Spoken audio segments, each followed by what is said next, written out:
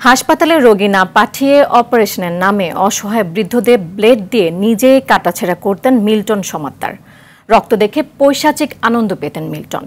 দিনের পর দিন টর্চার সেলে এমন ভয়ানক কাজ করলেও তার নার্স স্ত্রী প্রতিবাদ করেনি বলে জানান গোয়েন্দা পুলিশের প্রধান হারুনুর রশিদ। 3 দিনের রিমান্ডে রীতিমতো গা শিউরে ওঠার মতো ভয়াবহ তথ্য দিয়েছে মিল্টন।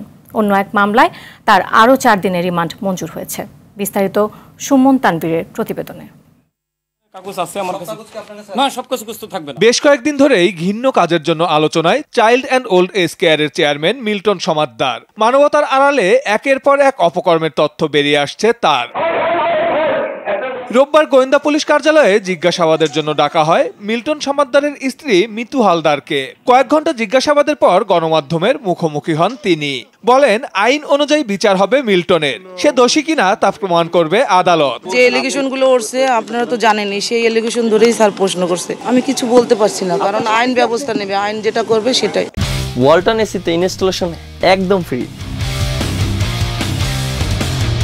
এরপর মিল্টনের অপরাধ জগৎ নিয়ে কথা বলেন গোয়েন্দা পুলিশ প্রধান। জানান, আশ্রমে টর্চার সেল বানিয়ে বৃদ্ধদের নিয়মিত মারধর করা হতো।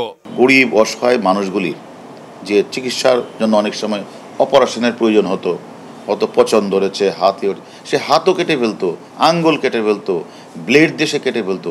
এই যে রক্ত বের হতো, এই মাদকাসক্ত মিল্টন পৈশাচিক আনন্দ উপভোগ করতেন। এবং টর্চার সেলে যে সে মানুষগুলিকে যে পিঠাতেন, সে তাদেরকে বানর অভিহিত করতেন। অসহায় মানুষগুলো অনেক সময় হয়তো বা আইন শৃঙ্খলা না থাকারই কথা, তারা হইচি করলেই সে তাদেরকে পিঠাতেন। ফেসবুক ফলোয়ারে বিভিন্ন মানুষের কাছ থেকে টাকা কালেকশন করে সেই টাকাগুলি নিজে আত্মসাৎ করছেন। অন্যদিকে এদেরকে চিকিৎসার জন্য 1 টাকাও খরচ করছেন না। গোয়েন্দা প্রধান জানান, আশ্রমে রেখে যাওয়া মানুষদের খোঁজ নিতে গেলে স্বজনরাও নির্যাতনের শিকার হতেন। জাল মৃত্যু সনদ তৈরির কথাও স্বীকার করেছে মিল্টন। এ ঘটনায় তার স্ত্রীর দায় এড়ানোর সুযোগ নেই। এখানে যে থাকে তাদের তো প্রায়শই ডাক্তারের প্রয়োজন হয়। সে যে কোথাও কোনোদিন ডাক্তারের কাছে নিত না, সে সম্পর্কে তো আপনি তো একজন নার্স, আপনাদের তাকে দামাইকে বলতে পারতেন। সে বলছে, আমি তাকে বললেও তো সে আমার কথা শুনতো না। সে নিজে একজন নার্স, সে স্বীকার করেছে সেখানে যেতেন। তাহলে এই যে অনিয়মগুলি হয়েছে, এই অনিয়মগুলির বিরুদ্ধে উনি তো কোথাও কোনো প্রতিবাদও করেন নাই, থানাকে অবগত করেন নাই, কাউকে অবগত করেন নাই। তার হাজব্যান্ড যে কাজগুলি করেছে সেখান থেকে উনি দায় এড়াতে পারেন না। 3 দিনের রিমান্ড শেষে মিরপুর মডেল থানায় করা আরেকটি মামলায় মিল্টন সমাদ্দারের 4 দিনের রিমান্ড মঞ্জুর করেছে আদালত। সুমন তানভীর, RTV, ঢাকা।